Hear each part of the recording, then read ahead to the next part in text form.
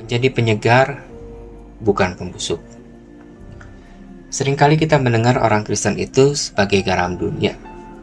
Seperti garam yang bisa mencegah pembusukan, maka diharapkan kita juga bisa mencegah dunia semakin membusuk ini. Selain menjadi garam dunia, ternyata orang Kristen juga bisa menjadi penyegar. Seringkali kita mencium bau busuk, misalnya kita masuk toilet, atau kita melewati tempat sampah, atau kita membuka lemari yang jarang dibuka, atau kita memasuki ruangan yang lembab atau jarang kena sinar matahari, sehingga kita perlu menyemprotkan atau memberikan penyegar ruangan. Atau jika kita habis berolahraga dan badan kita mulai berbau, kita menyemprotkan pewangi dan kita minum air yang dingin yang bisa menyegarkan kita kembali. Demikian juga kerohanian kita. Kita butuh penyegaran. Di dalam surat Paulus kepada Filemon, ayat yang ke-7, Paulus memuji bagaimana pelayanan Filemon telah menyegarkan kembali hati para jemaat. Terjemahan Baru LAI menerjemahkan, dari kasihmu sudah kuperoleh kegembiraan besar dan kekuatan, sebab hati orang-orang kudus telah kau hiburkan, saudaraku. Banyak terjemahan lain menerjemahkan kata telah kau hiburkan dengan telah disegarkan. Atau dalam bahasa Inggris, have refreshed the hearts. Pantaslah jika seringkali kita mendengarkan istilah penyegaran rohani, baik di gereja maupun KKR maupun dalam persekutuan. Kita butuh disegarkan kembali. Filemon sebagai orang yang memiliki jabatan pada saat itu dan memiliki kekayaan, dikenal juga sebagai orang yang mengasihi Tuhan Yesus dan melayani Rasul Paulus, dan pernah juga menjamu jemaat gereja Kolose di rumahnya. Kebesaran hati Filemon kali ini diuji. Dalam surat ini, Paulus menguji kebesaran hati Filemon ketika Paulus meminta Filemon untuk memaafkan dan menerima seorang Onesimus. Siapakah Onesimus? Onesimus adalah salah seorang budak Filemon yang telah mencuri harta Filemon dan kabur dari Filemon. Apakah Filemon bisa memaafkannya?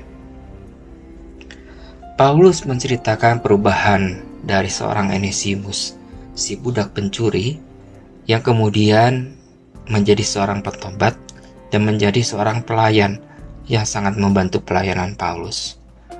Walaupun sebenarnya Paulus sebagai rasul memiliki kebebasan penuh untuk memerintahkan Filemon untuk menerima Onesimus, tetapi Paulus lebih memilih untuk meminta kepada Filemon untuk memaafkan dan menerima Onesimus.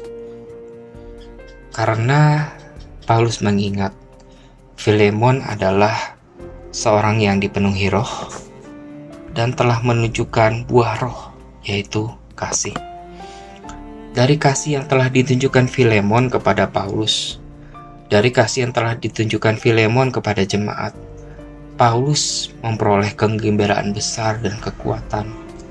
Dalam terjemahan lain dikatakan bahwa kasih Filemon telah memberikan Paulus sukacita yang besar dan penguatan. Di tengah kondisi jemaat yang mulai bermunculan bermasalah-masalah, ataupun ada gereja yang mulai terpecah, atau bagaimana kondisi dunia ini yang semakin menekan kehidupan jemaat pada saat itu, Paulus memiliki kekuatan kembali.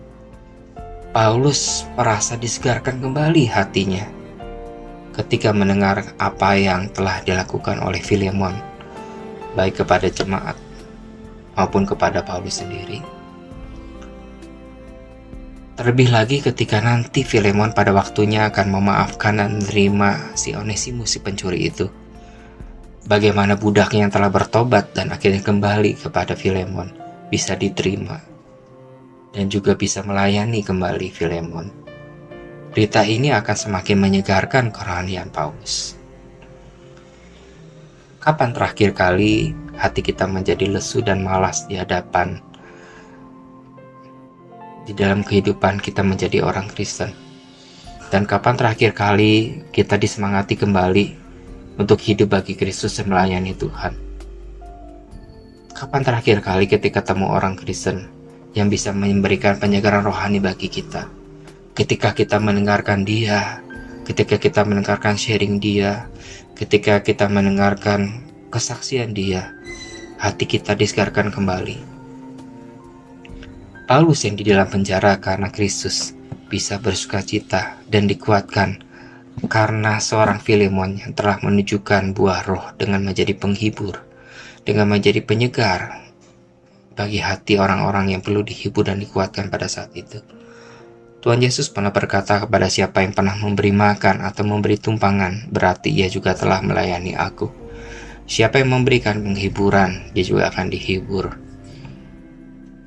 Boleh dikatakan pada saat ini siapa yang memberikan pekerjaan pada hari ini, siapa memberikan makan bagi dia dan keluarganya, dia juga yang telah melayani Kristus. Apakah hari ini aku akan menjadi orang yang menyegarkan sekeliling saya, atau saya lebih memilih untuk menjadi orang yang berbau busuk sama seperti dunia yang semakin membusuk? Tuhan, jadikan aku berkat buat seseorang pada hari ini, menjadi seorang yang bisa menghangatkan hati yang dingin, menjadi penyegar bagi iman yang sedang lemah dan butuh dikuatkan. Jadilah penyegar, bukan pembusuk.